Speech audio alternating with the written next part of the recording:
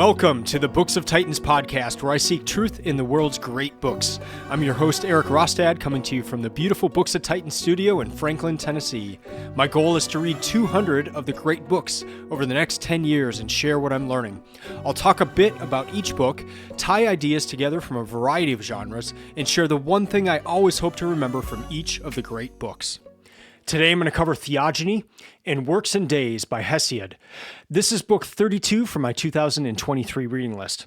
Well, these are actually two different titles. So the first is Theogony, and then the second is Works and Days.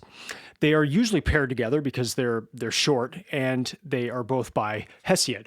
And you can read through them in a couple of hours, both together.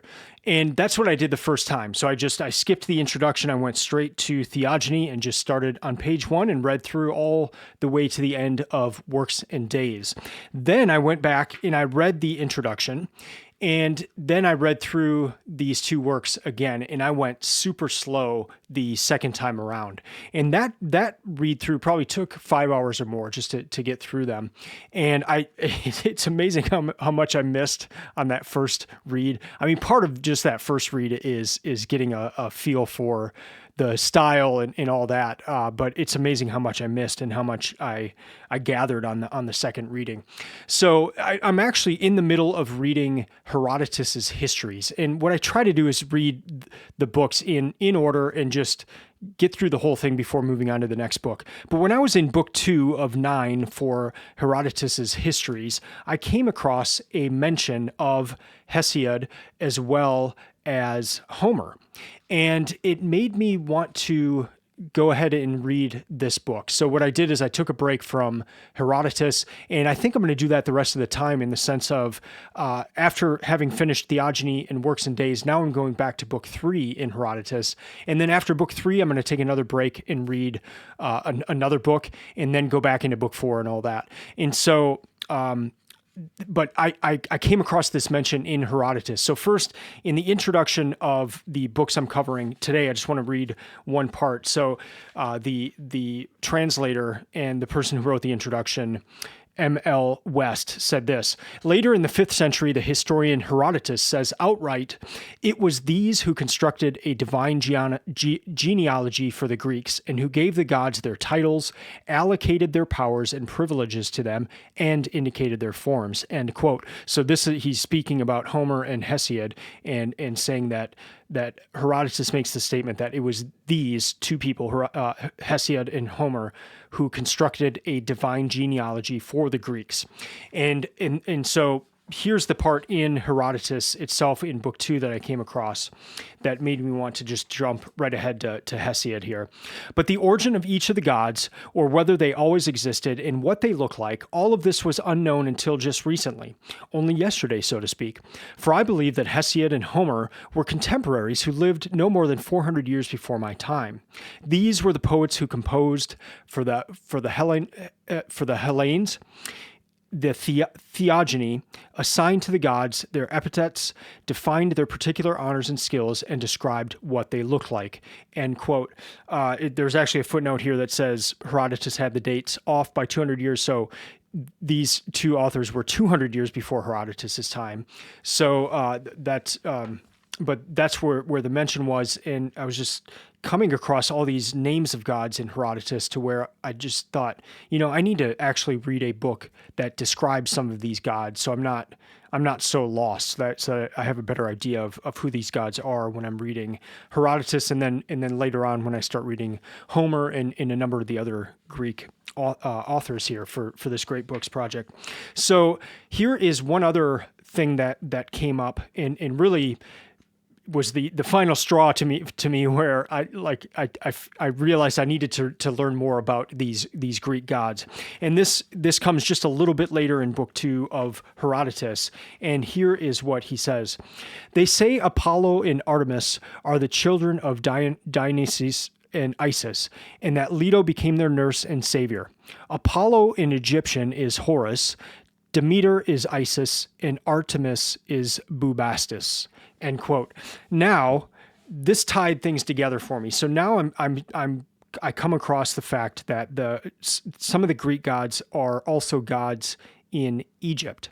They just have different names. So now it becomes apparent to me that I really need to know who these gods are, because I'm going to see them in multiple places as I'm reading different books and that sort of thing. So hence, that's the reason. Sorry for the kind of long-winded intro here, but this is why I jumped to this book, Theogony and Works and Days, a little earlier than would be in most of the chronological lists of great books. But I'm really glad I did so, because it provided an excellent just basis for what I'm going to be coming across in a number of these other works, including Herodotus's histories. So what's funny is that I did jump ahead to histories. The version of the Iliad that I want to read is not coming out. The translation's not coming out until next month. So I jumped ahead to Herodotus, and then now I'm jumping ahead to another book in chronological order, but it's actually a book that kind of goes back further into the origins of the gods. So there's this kind of big mix here of chronological order of things, but it does make sense. And I state all this because reading this work, Theogony, of the genealogy of the gods, is very helpful, and I would suggest doing it perhaps before you read some of the other major Greek works. Now, these two works by Hesiod are described in the following manner by the translator of this version that I read by M.L. West here. And he says, Theogony is the genealogy of gods from the beginning. And then Works and Days is the moral and practical instruction for a life of honest husbandry. And so farming, not being a husband, but of farming. The way I define these two books is as follows. So Theogony is it's the genealogy of the gods, but it's like the begats of the gods. And if you're familiar with I believe it's the King James Version of the Bible, and especially like in Matthew, the book of Matthew, or the Gospel of Matthew, where at the very beginning, it's just this person begat this person, and so that person was the father of this person, and that person begat that person, and so they call it Matthew's begats. I consider Theogony the begats of the gods, so the gods begats, and it was kind of just fun to consider the two begats in that sense of you've got Matthew's begats in the Gospel of Matthew, and then you've got the begats of the gods. It was kind of a fun intellectual idea, I guess, just to consider the difference between those two, because Matthew's begats are humans, and then the begats of the gods are these gods. So which god came from which god is basically what you're dealing with here in Theogony, and there are 300 names of gods in this book, so it covers a lot, and as I'll get into in the next segment, it covers a lot of different types of gods and categories of gods, if you will. The second work, Works and Days, is more. It has the feeling of wisdom literature, and it reminded me a lot of the book of Proverbs in the Bible. So you get a lot of that kind of thing, and even some very similar statements to what you would find in Proverbs. There is a little bit of overlap between the two books, and I'll highlight that later in this episode, especially in the area of women. You see the creation of women and the reason for the creation of women in both of these works. But even though they're kind of different, in one is about the gods, and then the other one is about kind of wisdom literature, there is some overlap. The author is Hesiod, and he wrote this probably around 700 BC. So he was a contemporary of Homer. And the translator of this book, M.L. West, in the introduction, he makes the statement that he thinks, and this is just his personal opinion, but he thinks that this work would have been written before Homer. Most of the other places you look there, they'll say that Homer wrote the Iliad and the Odyssey before this work, but the translator thinks it may have perhaps been the other way around, which is interesting because Hesiod here references stories that you find in the Iliad and the Odyssey, but these would have been stories that would have been told at that time. So it's not like he would have gone to Barnes and Noble and gotten the Iliad and the Odyssey and read it and then be like, oh, okay, I'm going to include some of this in my book. This would have been in the cultural atmosphere and so just kind of neat to think of. The version I read is the Oxford World's Classics. And the other versions I've seen are Penguin Classics and the Loeb versions. And so the Loeb ones, those are those green books. And if they're Greek, they're green. If they're Latin, they're in red. But that Loeb version would have Greek on one page and then English on the other. And I thought about getting it just to see what the Greek looks like for this, because it is a poem, and it's written in, obviously in Greek, but it's one of the first works in Greek. And again, him being a contemporary of Homer, his and Homer's works were some of the first. And the time period coincided with the arrival of writing, the existence of writing, and they were composed in hexameter meter, Ionian dialect, and formulaic diction. And I have no idea what any of those things mean, but I'm sure some of you do. But the point here is that they are the same as what Homer used in Iliad and the Odyssey. And so even with my butchering of saying those, they're just know that they're the same of how Homer wrote. So I'm going to divide this episode up into 4 total segments. So we just had the first one of kind of the introduction. Segment 2, I'll cover Theogony. Segment 3, Works and Days. And then segment 4, my one key takeaway from Theogony and Works and Days.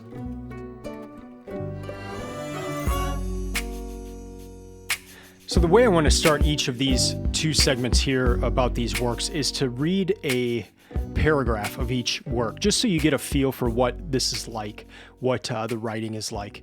And then these are like the 2 paragraphs that I thought were the most beautiful, and just they also really capture a lot of what's going on in these works. So the first one I'm going to read here is about water.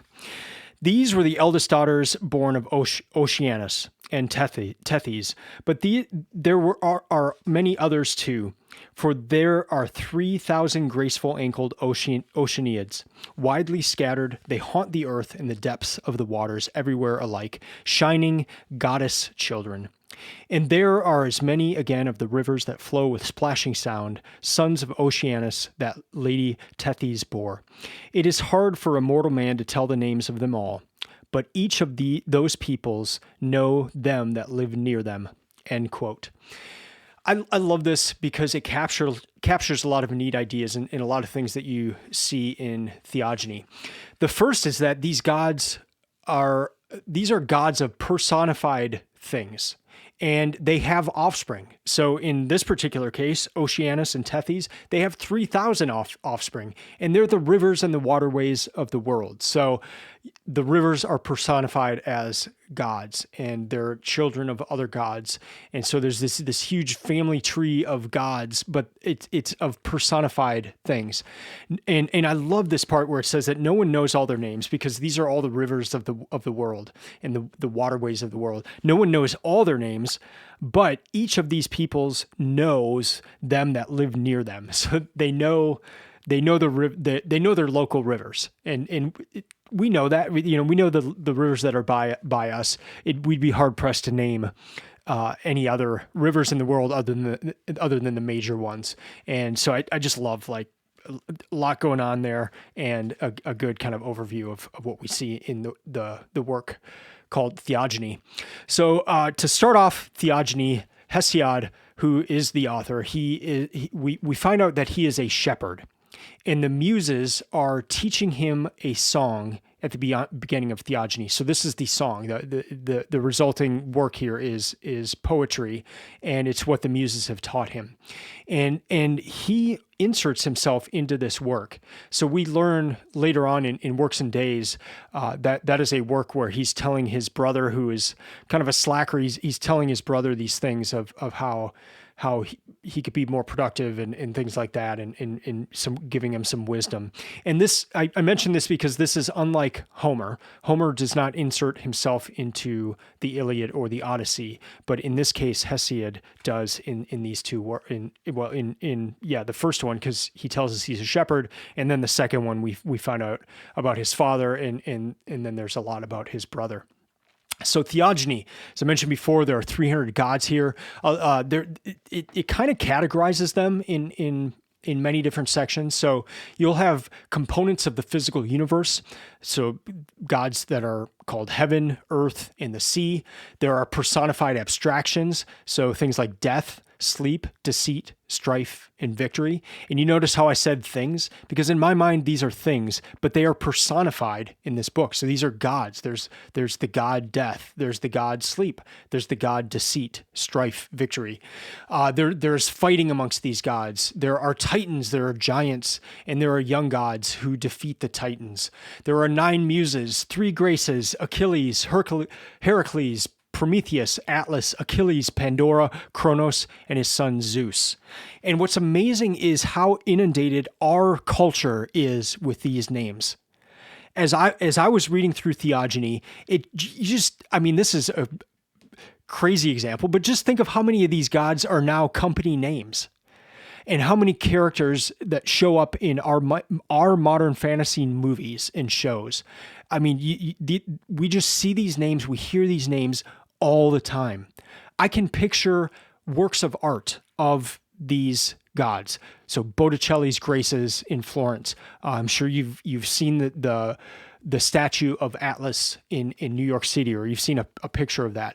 We are confronted constantly with these names, with artwork of these gods. And this is one of the books of the genealogy, or this is where we first hear of them, where they're written down.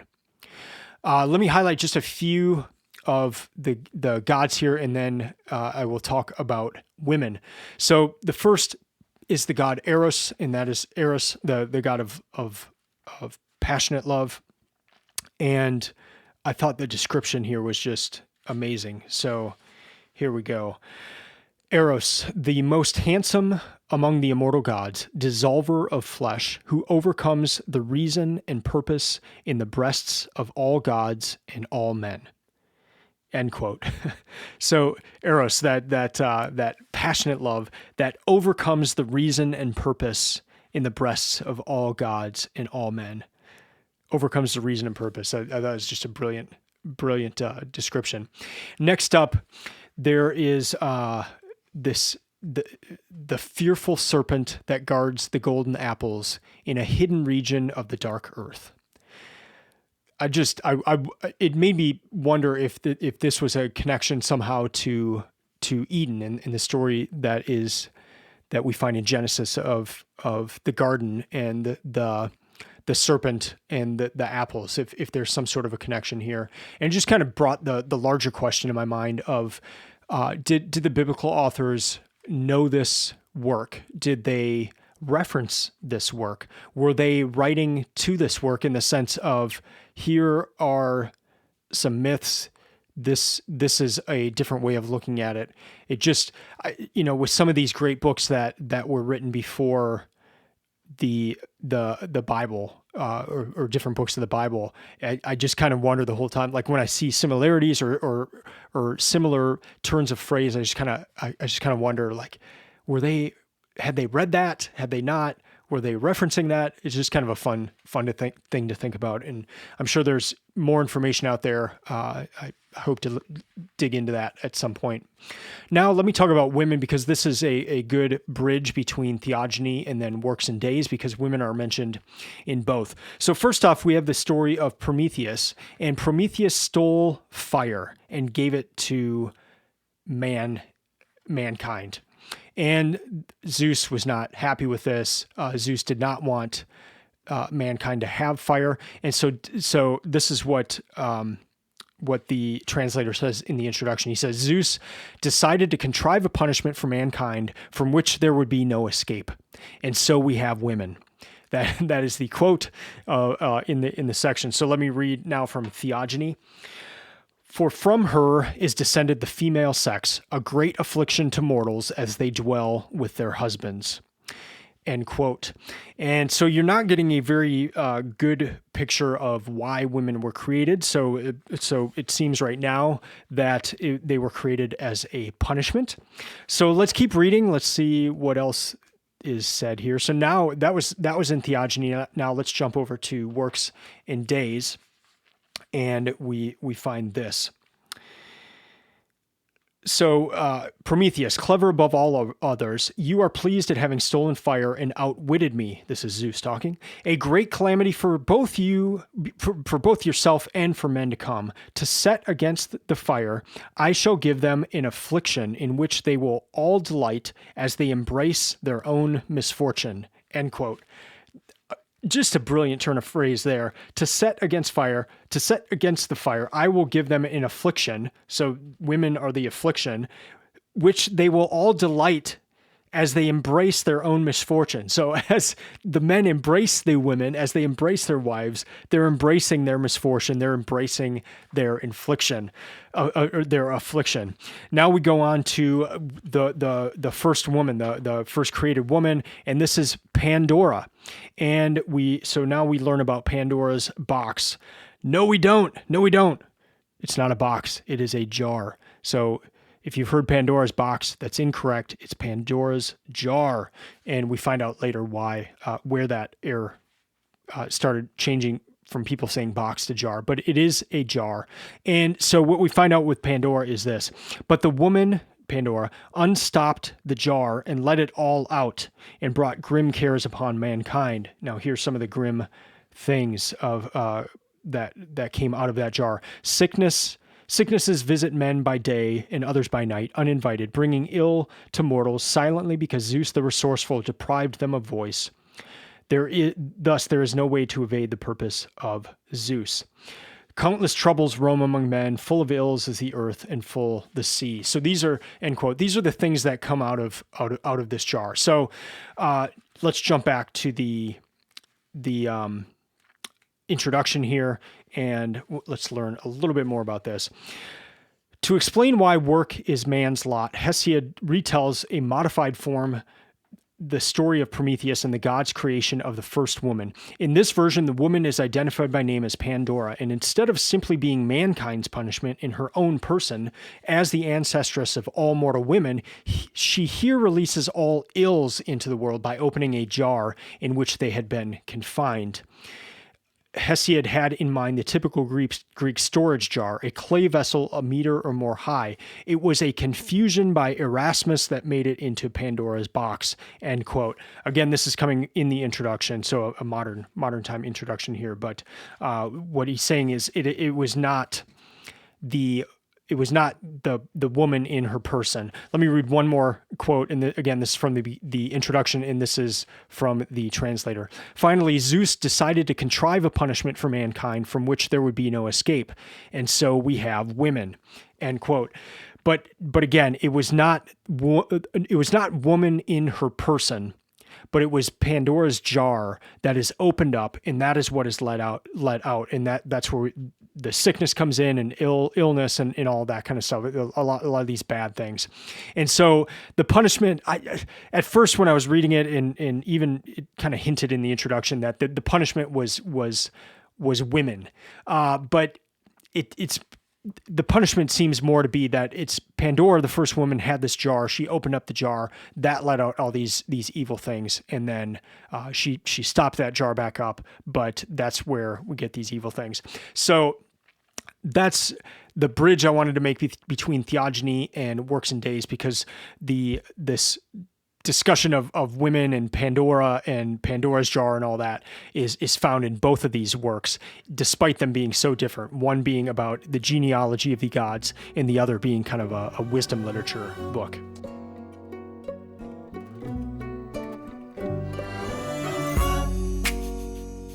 All right, so now let's go into works and days. And before I read the paragraph I want to read for this section, let me just say that Perses, the name I read here, is the brother of Hesiod, and he's kind of this wayward brother.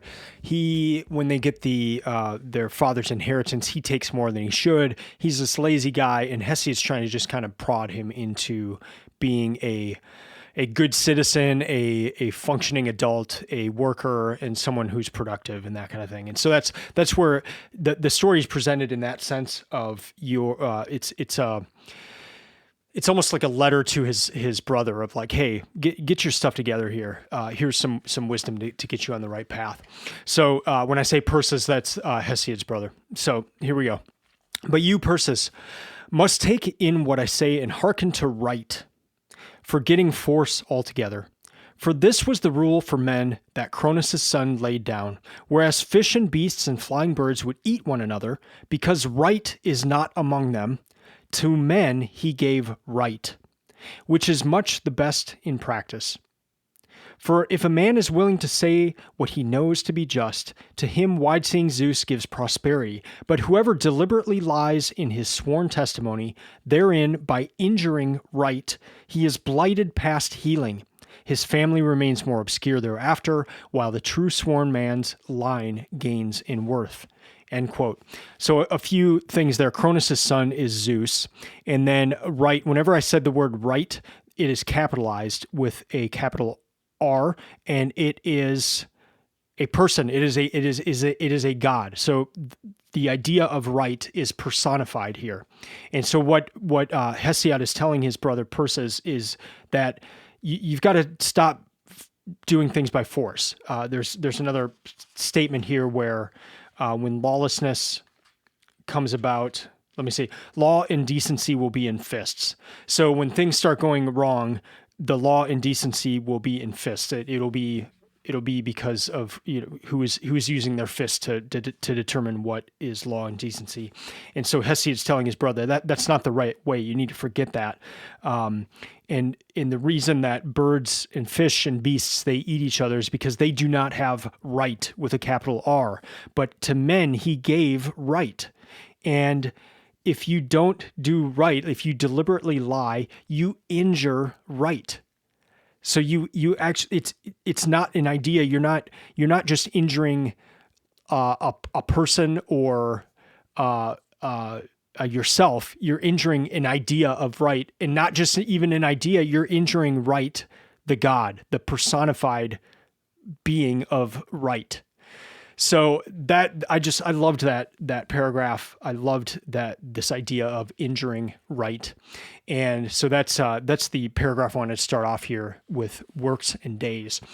In the introduction, the translator says that works and days is a disorderly, often rambling text. And it is, but that doesn't mean it's bad. It's very interesting and has a lot of neat things to say. The title refers to works that are to be accomplished on the farm. So in the beginning, remember I said that this is a book for husbandry, farming. And then days refers to there's a section where there are specific tasks that Hesiod says you should perform on these days. So that you should do certain things with farming on these specific days. And so that's where we get the title of Works and Days. But this book is so much beyond that. The poem, it expands well beyond that into practical advice for living. And so it's not just the works you do on the farm. It's not just the days that you do that work, but it's very much a wisdom literature book like Proverbs. Let me read a few quotes that I just thought were excellent and so much packed into some of these sentences. So here we go. A man fashions ill for himself who fashions ill for another, and the ill design is most ill for the designer. A man fashions ill for himself who fashions ill for another, and the ill design is most ill for the designer. Next up, you should embrace work tasks in their due order. So this is Hesiod speaking to his brother again. And I just love that, like, practical advice. I mean, some days I get so lost in my to-do list that I can't even function.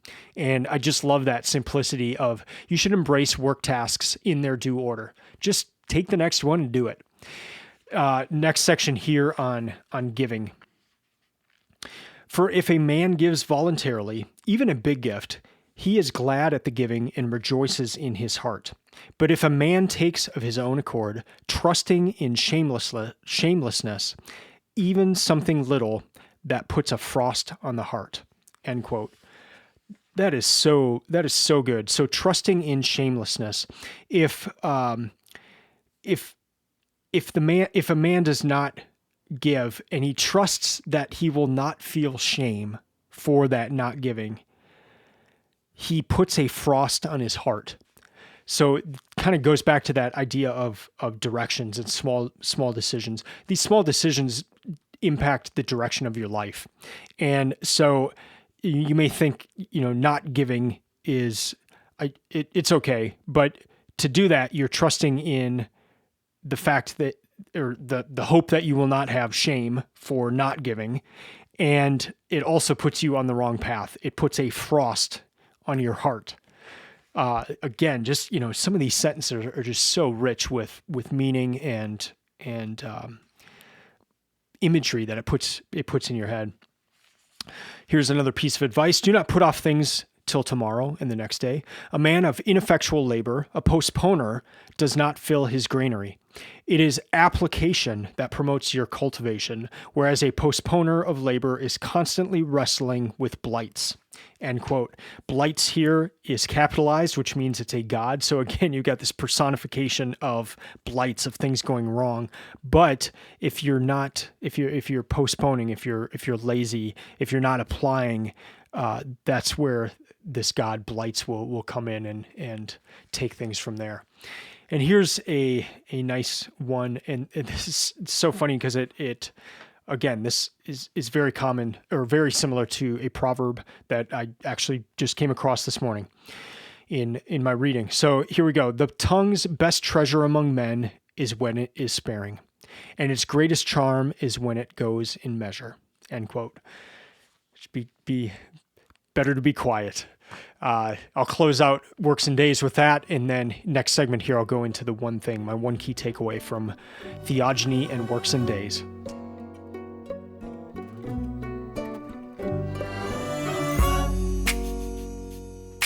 All right, now into the one thing, my one key takeaway from Theogony and Works and Days. I know this may seem like a really cheesy thing to do, and that the goal of reading is not to pull one thing out of a book and then, treat it like this super important thing. And so when I'm doing this, when I'm saying the one thing, most of the time, these are the things, or this is the one thing that I'm still thinking about after having read the book. And the other side of this is that in this reading project, I've found that the best way that I personally remember books is if I try to remember one thing. So I'm not trying to narrow everything down in the book to one cheesy thing. I'm trying to help myself remember the book. And if I can remember one thing from a book, I will usually be able to remember other things. If I try to remember a bunch of things, I will usually not be able to remember any of them.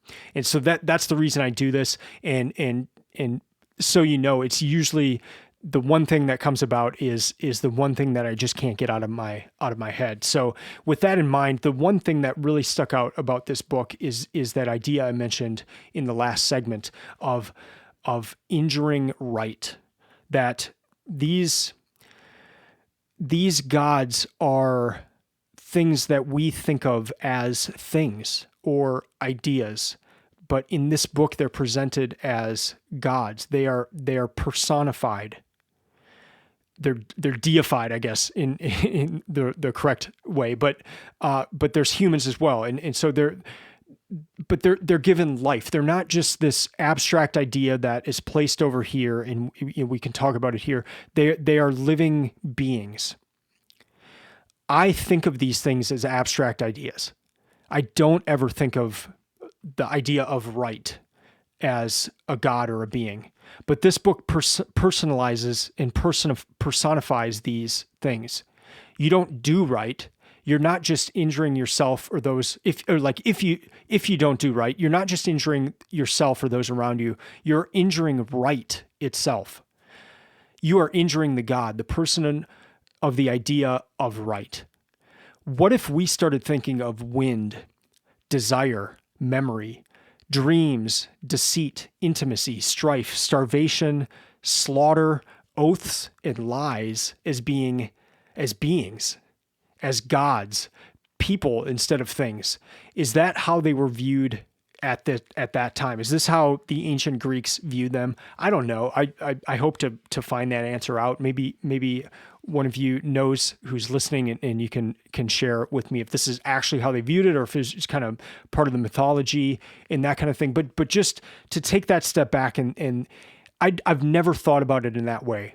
And all those things I just mentioned, those are presented as gods in this book: wind, desire, intimacy, strife, slaughter, lies. They're all presented as gods. And this is a book of the genealogy of these gods. So you find out who the parents are who made these different gods, what two parents came together, what two gods came together to make desire or dreams or starvation. And so there's a story in that as well.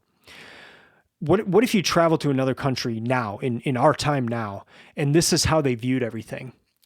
Do you think that would affect things? Do you think that you would even notice? Or would it change how people lived? These are just questions that I had while reading and kind of thinking about this personification of these, what I think of as ideas. And that's why this is my one thing for this book. It's an intriguing idea, one that I haven't given much thought. I've always thought of these as ideas or things. I don't think these are people. I don't think they're gods. I don't think the idea of wind is a god, or lies are a god, or starvation is a god. But it's the intellectual practice of that, or the intellectual exercise of just thinking about that is really fun. It's just kind of to think through the potential ramifications of thinking that way, or viewing the world in that way, that each of these things, storms, all these different things, these 300 things you see in this book, what if you started thinking of them as personified gods, or as opposed to ideas or things? Again, just a fun thing, and my one key takeaway from this book. So to recap, this is the first mention of many of these gods in history, in the sense of them being written down. They were discussed. There was the oral tradition. This is the first time these gods are kind of compiled into this book, into a book. So this really is a source book of sorts. It's not the source book, because there's a number of different books from ancient Greece that tell more stories about these gods, or tell of other gods and that sort of thing. But this is one of the earliest works to come out of ancient Greece, and these are the gods that are going to show up in the Iliad, the Odyssey, Ovid's Metamorphoses, Herodotus's histories, Euripides, and these other works. And these are works that I'm going to be reading coming up this year and next year. So it's short, very short book, but it's fascinating. Hesiod doesn't have the literary flow of Homer, but it's a delightful read nonetheless. There is disturbing violence, origin stories for emotions, abstractions, and nature. So if you're going to dive into the Iliad and the Odyssey, I strongly suggest you start with this. Time-wise, it might not fit chronologically in most of the great books lists out there, but it's close, or potentially even before Homer. But more than chronologically, the content is such that it'd be helpful to read this before you dig into Homer, because this is the origin of the gods that you're reading about in Homer. And finally, this book was probably written 2,700 years ago, but you will recognize many of the gods' names in this book. We are inundated with them. This is an important book from that sense, a shoe-in for the great books list, and a great place to start if you plan to read any other books from ancient Greece, or if you plan to see any fantasy movies in our own time coming up. This is a great just source book to find out who these gods are. You're going to see these names all the time. You might as well get the story from the source. All right, that's going to do it for this episode. Thank you for listening. I'd love to hear from you. I miss a lot when I read, and I know I might have covered 1% of what is in this book. If something stuck out to you when you read this book, I would love to hear that. I'd love to get an email from you and to hear something I missed, to hear about something that stuck out to you. You can email me at Erik, ERIK, at booksoftitans.com. You can follow Books of Titans on Instagram or Twitter, and the website is stock full of resources to help you find the best books and to create your own reading list. So I will be back in a week or two, and I will be discussing the next book on my list. And until then, keep reading, keep listening, and I'm out.